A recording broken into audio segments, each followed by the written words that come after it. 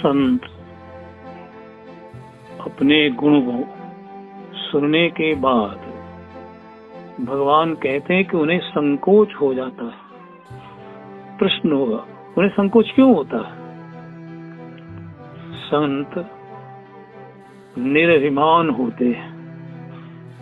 अभिमानी व्यक्ति जो है वो अपने गुणों की प्रशंसा सुनने का आदी हो जाता है और उसे उसमें बहुत ही प्रसन्नता का अनुभव होता है। लेकिन संत के साथ ऐसी बात नहीं है, क्योंकि कहा गया है, गौरांग महाप्रभु कहते हैं, प्रतिष्ठा सुकरी विष्ठा। अपनी आत्म प्रशंसा को सुनना यह जीवन में जीव को पतन का राह दिखला देता है। यद्यपि प्रभु कहते हैं कि वो गुणागार होते हैं, इसमें संदेह नहीं है, लेकिन गुणागार होने के बाद भी यदि उनके सामने, उनके मुख पर उनकी प्रशंसा की जाती है तो आपको संकोच होना स्वाभाविक है। क्यों स्वाभाविक है? प्रश्न ये उठता है। तो कहते हैं कि जो दूसरों के गुण को सुनता है और सुन करके बड़ा ही प्रसन्न होता है, ये संत का स्वभाव है। दूसरों की प्रशंसा को सुनना, दूसरों के गुणों को सुनना और सुन करके प्रसन्न होना, ये संत का स्वभाव है। गोस्वामी कहते हैं कि निज गुण श्रवण सुनत सकुचाहि, पर गुण सुनत अधिक हरसाहि। कहते हैं संत में शत्रु मित्र का भाव नहीं होता है। वो इतने ही सरल होते हैं, ये शत्रु और मित्र का कोई भेद उनमें नहीं होता। तो किनके गुणों की प्रशंसा को सुनकर के उन्हें हर्ष होगा और किनके गुणों की चर्चा सुनने से उन्हें कष्ट होगा, जब उनकी दृष्टि में कोई न शत्रु है न कोई मित्र है, जो है सब एक है, सीताराम जी के स्वरूप है। इसीलिए संतों के स्वभाव में एक विलक्षण स्वभाव पाया गया है, इसी राममय सब जग जाने, करो प्रणाम। वो प्रणाम कर रहे हैं, निज प्रभु मैं देख ही जगत, तो फिर कैसन करहि विरोध। किसके प्रति वो विरोध करेगा, किसके प्रति अनुरोध करेगा? संत के जीवन में ये लक्षण दिखलाई नहीं पड़ते। संत इन लक्षणों से ऊपर उठते हैं। गोसाई जी कहते हैं कि सम शीतल, समान रूप से शीतल होते हैं। एक अर्थ से निकला। दूसरा निकला कि सम, आप सम होते हैं, अर्थात आप में कहीं कोई विषमता नहीं होती है। आप किसी के प्रति बहुत ही उदार हो गए और किसी दूसरे के प्रति अनुदार हो गए, ऐसी बात नहीं है। ये तो हम संसार में रहने वाले जीवों का लक्षण है कि हमें कुछ दे दे कोई, हमारी कोई प्रशंसा कर दे, बड़ाई कर दे, तो हमें बड़ा हर्ष हो जाता है, और कहीं इसके विपरीत कोई काम हो गया तो दुख हो जाता है। ये सब जीव के हृदय का गोस्वामी जी वर्णन करते हैं कि जीव का ये लक्षण है, ये संत का लक्षण नहीं है। और सरल स्वभाव सवई सन प्रीति, स्वभाव के बड़े सरल होते हैं, उनके स्वभाव में कहीं कोई कुटिलता नहीं होती है।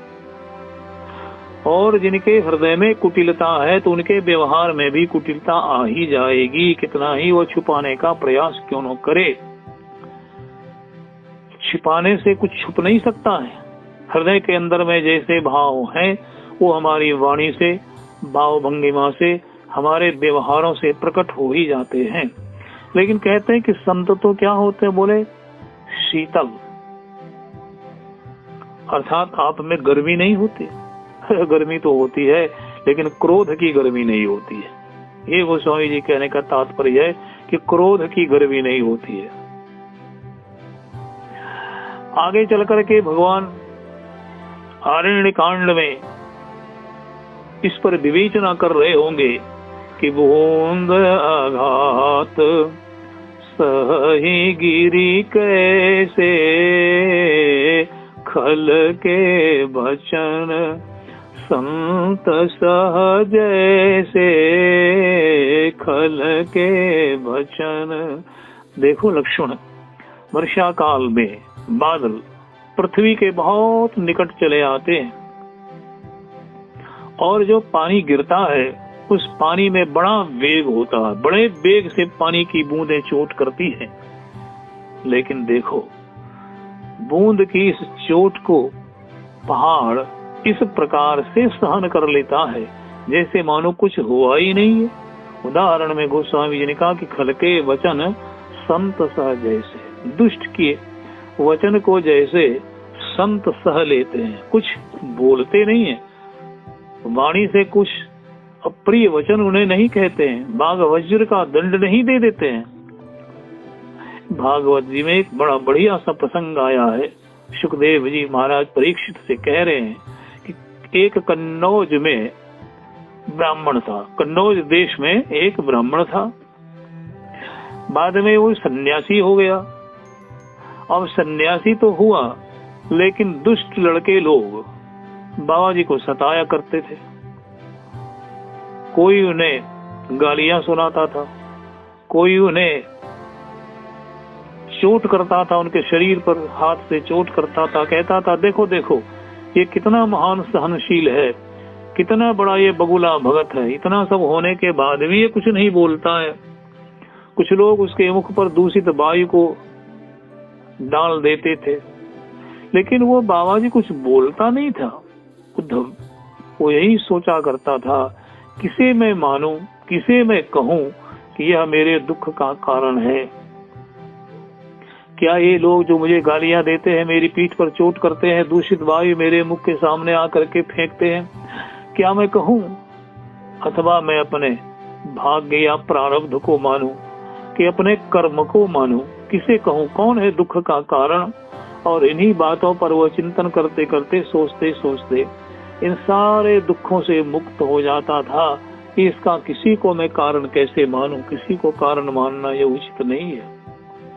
तो वो स्वामी जी कहते हैं कि वो संत भी ऐसे ही शीतल होते हैं, को दुर्जनों की वाणी को सुन लेते हैं लेकिन उसके विरुद्ध वो कुछ कहते ही नहीं, उन्हें कुछ डांट डपट करते नहीं। इसीलिए गोस्वामी जी ने रामचरित्र मानस में कहा भी है ना कि बरु भल बास नरक करता ता, दुष्ट संग जनी दे विधाता। दुष्ट का संग भगवान न करे जीवन में कभी दे, क्योंकि दुष्ट पग पग पर हमें सताता है, पग पग पर हमें कष्ट देता है। इसीलिए कहते हैं कि दुष्ट का संग भगवान ऐसा न करे जीवन में आए। भले नरक मिले तो मिले, जाने दो, नरक मिलना तो हमारा दुष्ट के मिलने से बढ़िया है, लेकिन ये तो बारंबार जीवन में ठोकर देगा, कष्ट देगा। कहते हैं कि जप तप व्रत दम संयम नेमा, गुरु गोविंद विप्र पद प्रेमा। संत के पास इतनी बड़ी पूंजी है, कितनी बड़ी जी? जप तप व्रत दम इंद्रिय जय संयम नियम, गुरु और गोविंद ब्राह्मण के पद के प्रति उनके हृदय में प्रेम होता है।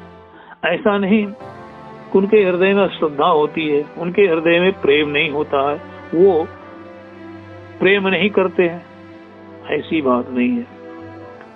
श्रद्धा क्षमा मैत्री दाया मुदिता मम पद प्रीत अमाया। हे नारद जी, संत के हृदय में बड़ी श्रद्धा होती है, क्षमा का भाव होता है, मैत्री होती है, दया होती है और मुदिता। मेरे पद में अमायिक प्रेम नहीं होता, बनावटी प्रेम नहीं है, दिखलाने के लिए प्रेम नहीं है, जो है वह विशुद्ध रूप से है। अब ये चार बातें यहाँ कही जा रही है कि मैत्री, करुणा, मुदिता और उपेक्षा, ये 4 प्रकार कहे गए हैं। अब रह गई बात उपेक्षा की, तो इसको सबसे पहले हम लेते हैं। संत जो है अपने जीवन में किसी की उपेक्षा नहीं करते, वे अपेक्षा रखते हैं, उपेक्षा नहीं करते, किसी का तिरस्कार नहीं करते। संत किसी का तिरस्कार कर दे तो वो किसी व्यक्ति का तिरस्कार नहीं माना जाता है, वो तो भगवान का तिरस्कार माना जाता है, क्योंकि सबों में वही परमात्मा समाया है, सबों में वही भगवान विराजमान है। इसीलिए संत सोचते हैं किसी का धोखे से भी यदि तिरस्कार मेरे माध्यम से हो जाता है तो यह उस व्यक्ति का नहीं, परमात्मा का ही तिरस्कार हो गया। इसीलिए संत बराबर अपने आप को इस वृत्ति से बचाते रहते हैं कि किसी का मुझसे तिरस्कार न हो जाए। किसी का तिरस्कार हुआ तो संत को बड़ा कष्ट होता है कि मुझसे इतना बड़ा तिरस्कार हो गया। बाकी 3 लक्षण कहे गए, मैत्री, करुणा और मुदिता। ये जो है सो भगवान के भक्त संसार के लोगों के साथ अपने व्यवहार में काम लाते हैं। उस्मानी जी ने भुजुंडी जी के माध्यम से एक वाक्य कहलवाया है कि खलसन कलह न भल नहीं प्रीति। अरे जो दुष्ट है उसके साथ न कलह बढ़िया है और न उसके साथ भला ही अच्छी है, प्रेम कुछ भी नहीं है, क्योंकि वह ऐसा व्यक्ति है कि वह किसी के न तो प्रेम को स्वीकार करता है, न तो किसी के स्नेह से उसको लेना देना है। वह तो केवल अपने ही कार्य में लीन रहता है, जहाँ उसका स्वार्थ सिद्ध होता है वहाँ देखो पड़ा रहता है। फिर गोस्वामी जी ने कहा कि खल परे हरिय स्वान की नाई। खल को कैसे छोड़ो जी? बोले जैसे लोग कुत्ते का परित्याग कर देते हैं। बोले क्यों? बोला कुत्ता काटे चाटे स्वान के तो दू भांति विपरीत। कुत्ता यदि काट ले तो विष का प्रभाव शरीर में फैल जाएगा। कुत्ता यदि चाट रहा है तब भी ये ठीक नहीं है। कुत्ता का काटना और कुत्ते का चाटना दोनों ही हानिप्रद है। वैसे ही कहते हैं कि जो दुष्ट है उसका कुत्ते की तरह परित्याग कर दे, उसके साथ संग न करे। यदि उसके साथ संग करोगे जीवन में कष्ट ही कष्ट मिलेगा, वो कभी तुमको भला कर नहीं सकता है।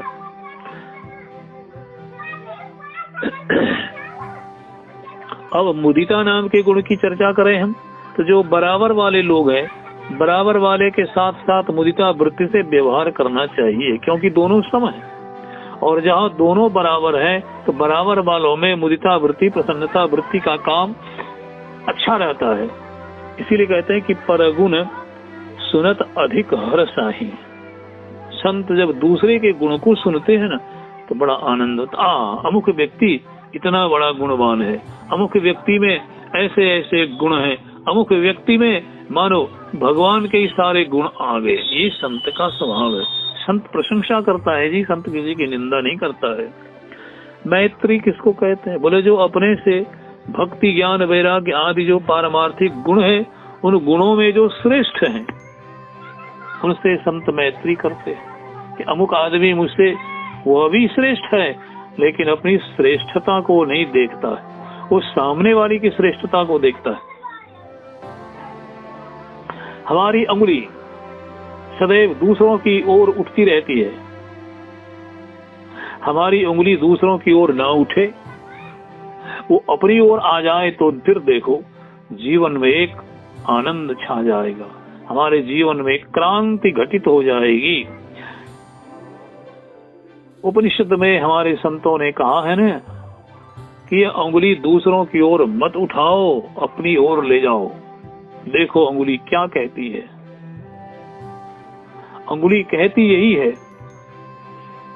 कि तुम अपने आप को देखो, अपने आप कर विचार करो, अपने आप पर अभ्यास करो, निधिध्यासन करो। यह यदि हमारे जीवन में वृत्ति उतर जाती है तो फिर हम उन्नति की ओर बढ़ चलते हैं, साधन भजन की ओर हम बढ़ चलते हैं। क्योंकि यह हमें अपने दोषों को गिना रहा है, अपने दोषों को दिखला रहा है। और जब उंगली आगे की ओर फैल जाती है तो अपने दोष हमें नहीं दिखलाई पड़ते हैं, दूसरों के दोष दिखलाई पड़ते हैं, दूसरों के अवगुण दिखलाई पड़ते हैं। इसीलिए भगवान करे कि दूसरों के दोष और दूसरों के अवगुण से हमें बचाए, क्योंकि ऐसा करने से हमारा कितना बड़ा पतन होता है इसका तो हमें पता ही नहीं चलता है। हमारी सारी शक्ति का क्षरण हो जाता है, सारी शक्ति का क्षय हो जाता है दूसरों के दोष दर्शन से। कहते हैं कि जीव कब सुधरा जी, जीव कब संभला, प्रश्न तो ये होता है। तो संत कहते हैं जब दिखे अपना दोष, जब हमें अपना दोष दिखलाई पड़ता है ना, तब कहते हैं कि समझो तुम्हें भगवान की कृपा हुई, संभलने का अवसर मिला। और तभी तुम संभल पाओगे जब तक अपने दोषों को तुम नहीं देख लेते। दूसरों के दोष को देखना सरल है, लेकिन अपने दोष को देखना सरल नहीं है। दूसरों को देखने के लिए केवल हमें आंख की आवश्यकता होती है। दूसरों को हम देखते हैं तो कैसे देखते हैं, केवल उसके लिए साधन रूप हमें आंख की आवश्यकता होती है। और जब हमें अपने आप को देखना होता है तब हमें आंख के साथ साथ आईने की भी आवश्यकता होती है। जब तक हम अपना स्वरूप निहारेंगे तो आंख से देखेंगे, लेकिन जो दिखलाएगा वो हमें कौन दिखलाएगा? अपने स्वरूप को तो आईना दिखलाएगा। इसीलिए कहते हैं गोस्वामी जी, अपने आप को यदि देखना चाहते हो तो आंख और दर्पण दोनों चाहिए, दोनों स्वस्थ हो, आईना भी स्वच्छ हो, नेत्र में भी कोई विकार नहीं हो, तभी जीव अपने आप को देख सकता है। और संत ने जब अपने आप को देख लिया तभी तो सारे दुर्गुणों का परित्याग कर दिया ना। भगवान नारद जी कहते हैं कि विरति विवेक विनय विज्ञाना बोध यथार्थ वेद पुराना दंभ मान मद करहि न काऊ भूली न दे कुमारग पाओ। विरति विवेक ये सब अद्भुत गुण हैं। तो विवेक किसको कहा जाता है? सत असत का जो ज्ञान हमें करा देता है ना, उसी को विवेक बोला जाता है। यह सत्य है, यह असत्य है, इसका कौन ज्ञान हमें कराता है? ज्ञान कराने वाले का क्या नाम है? तो कहते हैं उसका नाम विवेक है। विवेक और विचार, इस दोनों में अंतर है। लगता तो दोनों समानार्थी शब्द जैसे हों, लेकिन ऐसी बात नहीं है। जो प्राप्त है,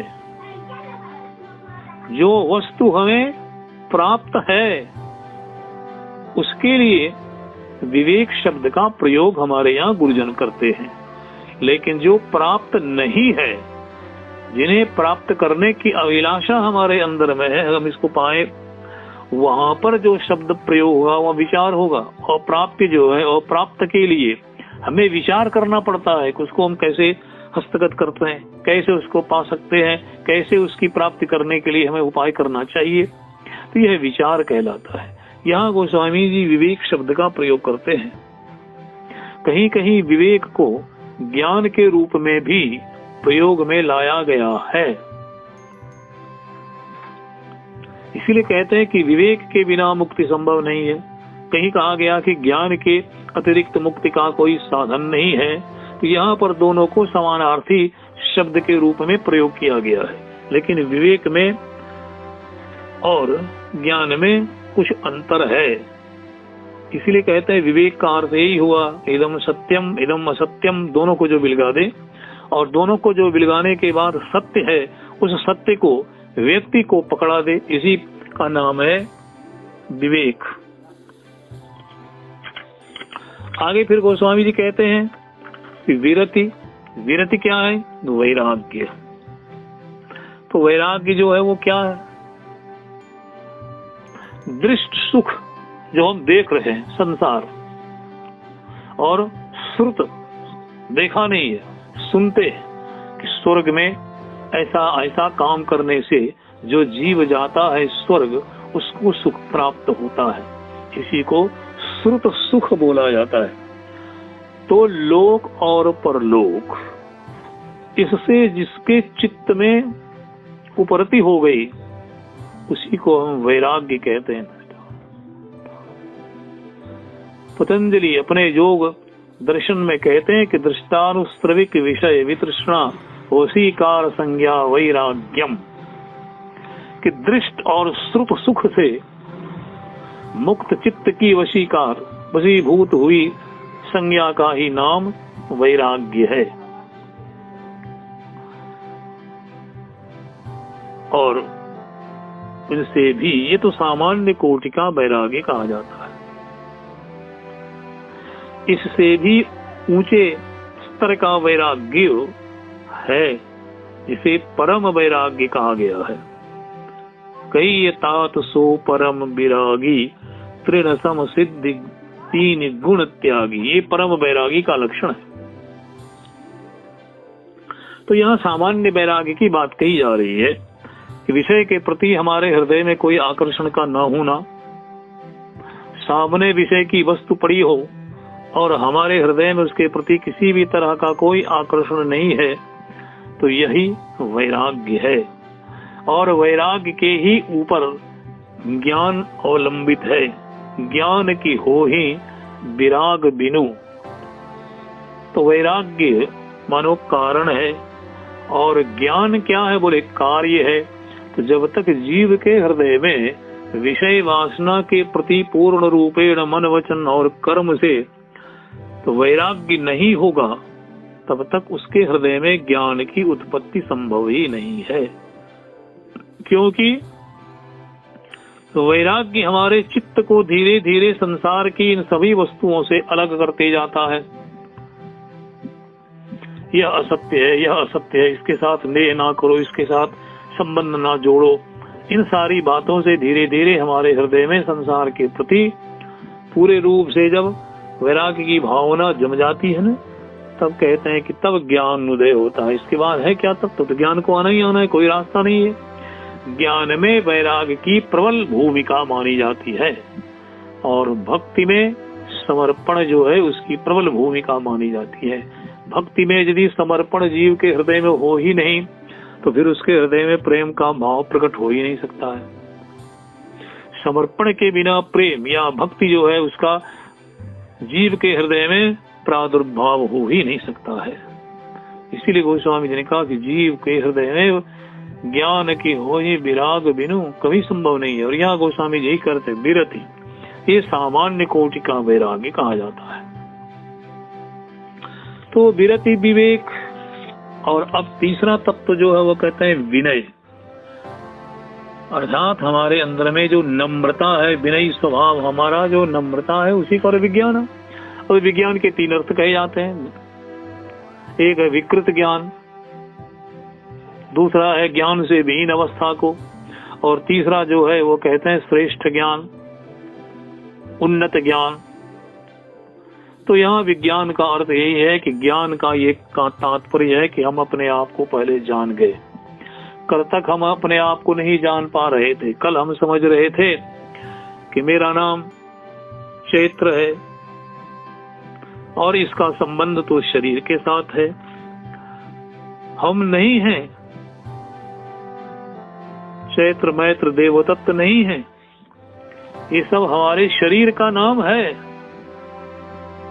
हम नाम से, रूप से मुक्त हैं, क्योंकि गोस्वामी जी कहते हैं कि नाम रूप दोई ईस उपाधि। ये नाम और ये रूप जो है ये दो उपाधियां हैं, और जीव जब माया के चक्कर में बन गया तो बंध जाने के बाद जीव के साथ साथ ये दो बंधन और लग गए, नाम और रूप का। तो इसीलिए कहते हैं कि नाम भी शरीर का ही है, रूप भी शरीर का ही है। और ये नाम रूप सब क्या है? पार्थिव है, पृथ्वी से उत्पन्न हुए जो शरीर, इस शरीर के साथ इसका संबंध है।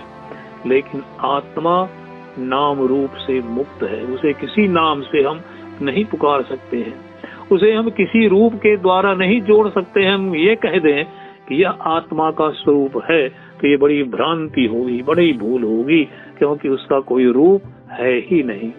जैसे उदाहरण ले हम, पानी का कोई रूप नहीं है, पानी में जैसा रंग हम डाल दें पानी का वैसा रंग हो जाएगा।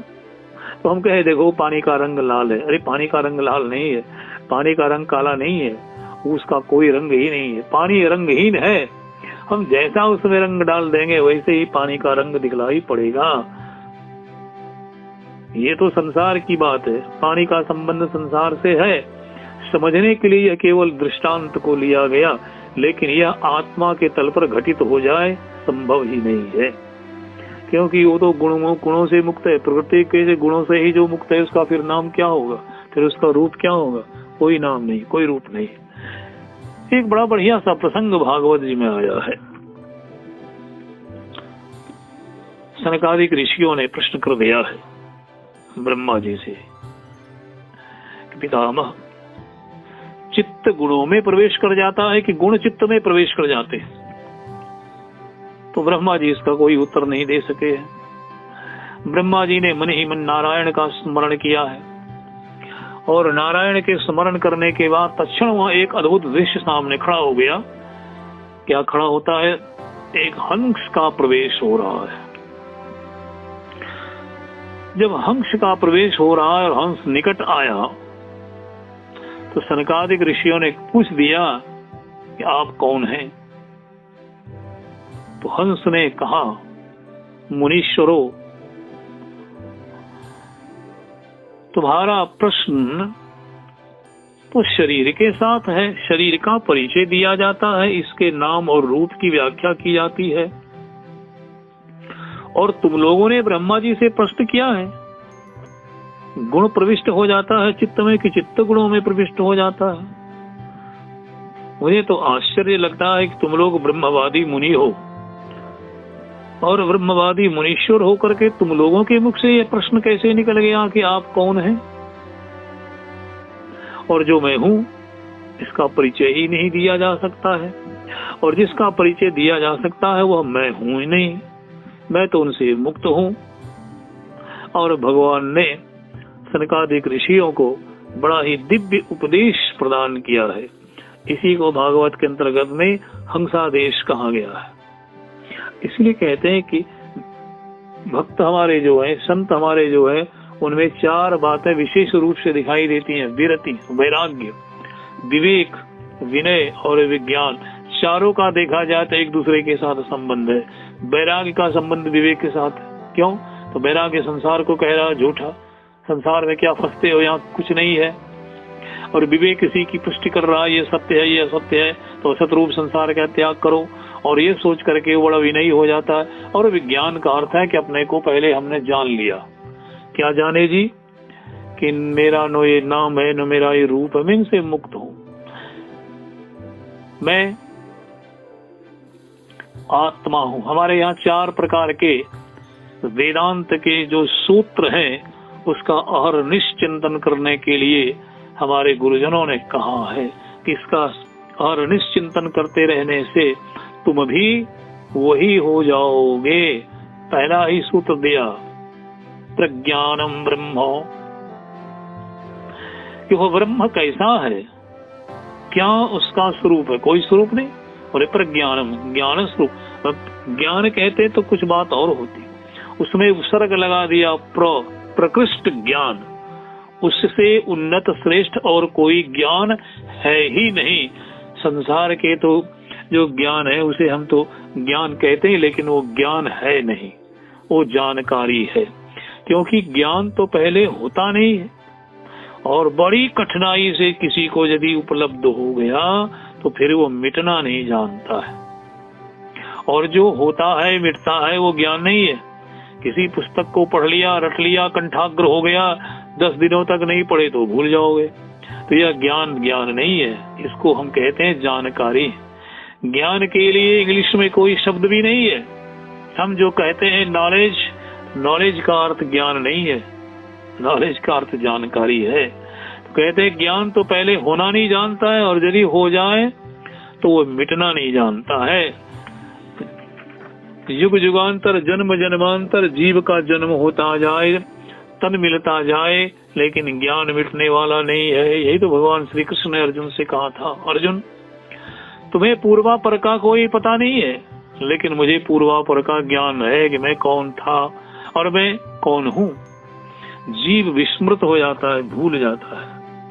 यह ज्ञान पहले मैंने दिवस सूर्य को दिया, सूर्य ने फिर अपने पुत्र को आदि आदि। तो यह कौन सा ज्ञान है? प्रश्न तो ये खड़ा होता है कि इस ज्ञान का क्या नाम है? इसका नाम है आध्यात्मिक ज्ञान, आत्मा का ज्ञान। यह ज्ञान जो है जीव को जब होता है तब वह अपने आप को नाम रूप से मुक्त समझता है। लेकिन जब उसके अंदर में यह ज्ञान हो जाता है, इससे ऊंचा स्तर का, जिसे कहते हैं अद्वैत ज्ञान, कि जो आप है सो मैं हूँ, यह विज्ञान कहलाता है। जब उसके हृदय में भक्ति साहित्य के आधार पर जब यह ज्ञान हो जाता है कि हे प्रभु तुम परमात्मा मेरे स्वामी हो और मैं तेरा दास हूँ, यह विज्ञान कहलाता है। हनुमान जी ने भगवान से कहा था ने, हे प्रभु आपको यदि मैं ज्ञान की दृष्टि से देखता हूँ तो कह सकता हूँ कि जो आप है वही मैं हूँ, जो मैं हूँ वही आप है। और जब प्रेम की दृष्टि से देखता हूँ तो कहता हूँ आप मेरे स्वामी हैं और मैं आपका सेवक हूँ। यह सेवक और सेव्य का भाव भक्ति साहित्य में मिलता है, और यह भक्ति साहित्य का ही शब्द है। और भक्ति में भगवान को, परमात्मा को हमारा स्वामी बोला जाता है और हम उनके सेवक कहलाते हैं। इसलिए कहते हैं कि विज्ञान का यह अर्थ है कि विशिष्ट ज्ञान का अर्थ ज्ञान से ऊपर की अवस्था, जहाँ हमारा ज्ञान भी लय को प्राप्त कर जाता है, वह विज्ञान कहलाता है। और विज्ञान की अवस्था में जीव यदि देखा जाए तो अद्वैत वेदांत की ओर से तो वही कहते हैं हम ब्रह्मास्मि, ब्रह्म हो गया। क्या ब्रह्म हो गया, ये समझने वाली बात है कि क्या ब्रह्म हो गया। जैसे ब्रह्म इस सृष्टि के प्रपंच से मुक्त है, वो संसार में है भी और संसार से मुक्त होकर भी है। संसार में है तो अन्वय संबंध है, संसार से अलग होकर भी उसका अस्तित्व है, तो यही व्यतिरेक संबंध कहलाता है। तो वैसे ही ऐसे जो संत हैं वो भी इस संसार में है और नहीं भी है, अर्थात उनकी चेतना का संसार से कोई लगाव नहीं है। उनकी चेतना यदि संसार में आसक्त हो जाए तो फिर वह विषयी जीव की ही तरह हो जाएंगे। मंगल भवन अमंगल हारी, द्रवौ सो दशरथ अजीर बिहारी, राम कथा शशि किरण समाना, संत चकोर करहि जेहि पाना, सीता राम चरण रति मोरे, अनुदिन बढ़ऊ अनुग्रह तोरे, राम ही केवल प्रेम तियारा, जानि लेहु जो जाननिहारा। श्री राम जय राम जय जय राम, श्री राम जय राम जय जय राम, श्री राम